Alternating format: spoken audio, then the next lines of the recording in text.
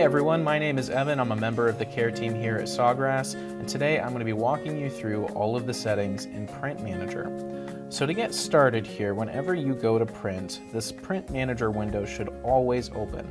If this window does not open, you're not using our color profiles and you may end up using more ink than what you need to in order to complete a particular job.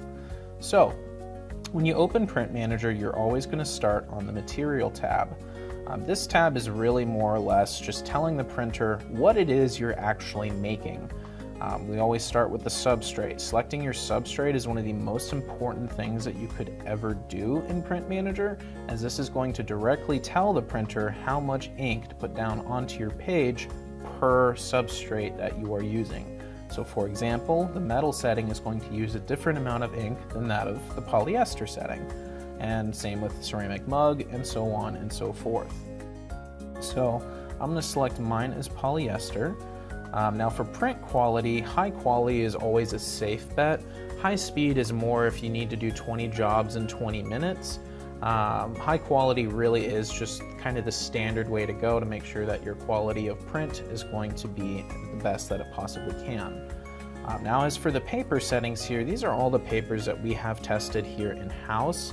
If you're ever using a paper that isn't on this list, that is totally fine. A safe bet would always just to keep it on TruePix Classic, as that is the Sawgrass brand.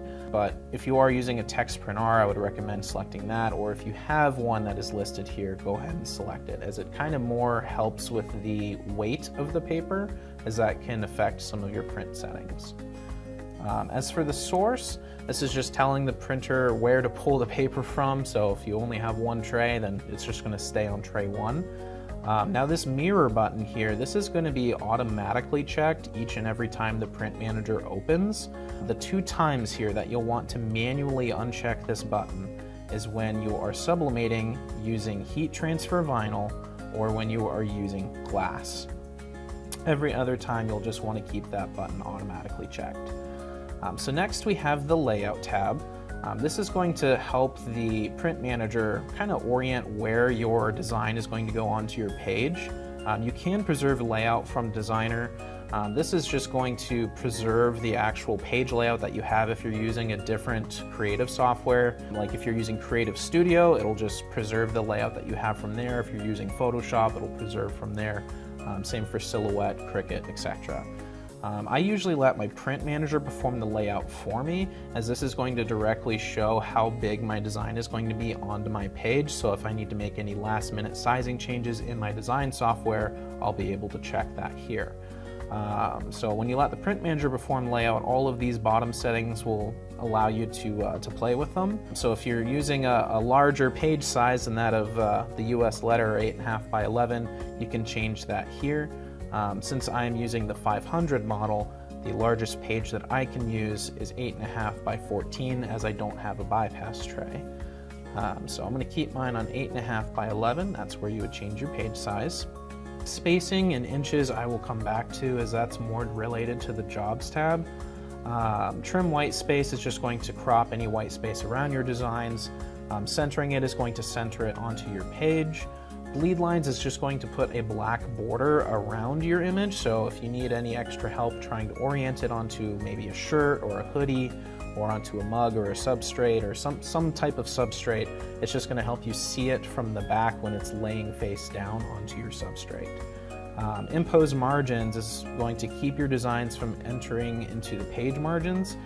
So here, if I uncheck those, sometimes your image can end up being cut off in certain areas. So impose margins really is going to preserve your image. So I'm going to center it and I'm going to keep impose margins on. Now for the Jobs tab here, this is where you can do some last minute tuning to your size.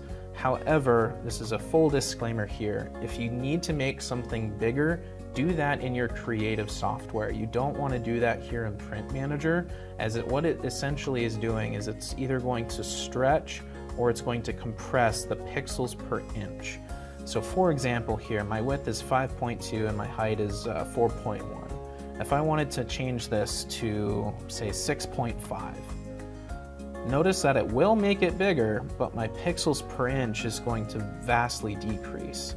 So essentially it's just stretching those pixels, so it's lowering the overall quality of my image. So now this is a low resolution image that I'm using here. A solid pixels per inch to shoot for is a 300. That tends to be my happy medium that I go for quality for. However, if you are using a higher quality camera, like maybe it's someone's wedding photo or retirement party photo, or even just that wonderful photo of your pet, you can get up north of 600 to 900 pixels per inch, and that is dependent on the camera that is used to capture the photo. But for graphic art and graphic design stuff, 300 is a solid place to begin. Additionally, here in the Jobs tab, if you need to make multiple copies of something, you can do that here. So we can increase the number of copies and it'll put it right here on the same page. So that is actually related back on the Layout tab with the spacing. So if I increase my spacing here, it's just going to put those two images farther from one another, so that way I can better cut them out and put them on their respective substrate. So it was already at 0.4. If I just change that to 0, then it is going to put them right next to one another, so there's no space in between. So that can help if you need like specific tiling for a particular image. If you need to maybe like a jigsaw puzzle or something like that, then you can keep the spacing at 0. Now back to the Jobs tab here, we're going to make our copies back to 1. You can add multiple jobs to the print manager, so that way you can print out more images on one page, and you would do that here with the plus and minus button. So I'm going to click the plus button here, and I'm going to add a file, and I see this little hedgehog one here, so I'm just going to go ahead and click on that and open it. And so here, because they both fit on the same page, it's going to put it onto one page. If it didn't fit on one page, then it would put it onto a second page for me automatically. Here with this hedgehog, you can swap in between your two jobs by clicking on them, and you can increase the number of quantities, or number of copies rather, as needed. So lastly here we have the color tab. So this color tab is more or less down to personal preference than anything else, especially here with these color adjustments. You can adjust the overall hue, kind of give something a bit of a glow effect if needed. So say I change that numerically, or drag and drop to 23 in red, it's going to make my image appear more red. I can change the pink and make it more pink than green, and it's just going to overall change the colors that are used in the photo. If you need to reset, this reset button will just make everything back to 0. But you can also change the contrast, the brightness, and the saturation here with color adjustments. Again, the best advice anyone could give you here would just be to play with it. Everyone likes something a little bit different for their designs and images. But as for the color modes here, you do see two options, photographic and vivid.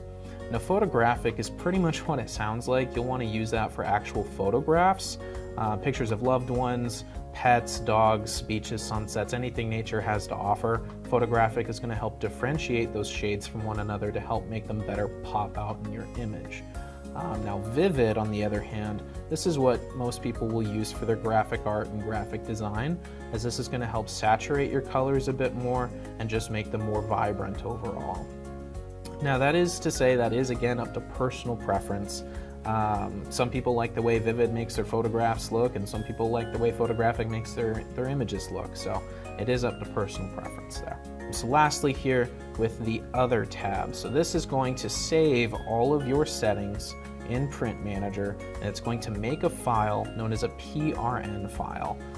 So if we click on that, it's going to ask you where you want to save the PRN, and this way you can actually email friends who also have a Sawgrass machine your files with your settings, so that way they can print out your jobs and put them on GIFs.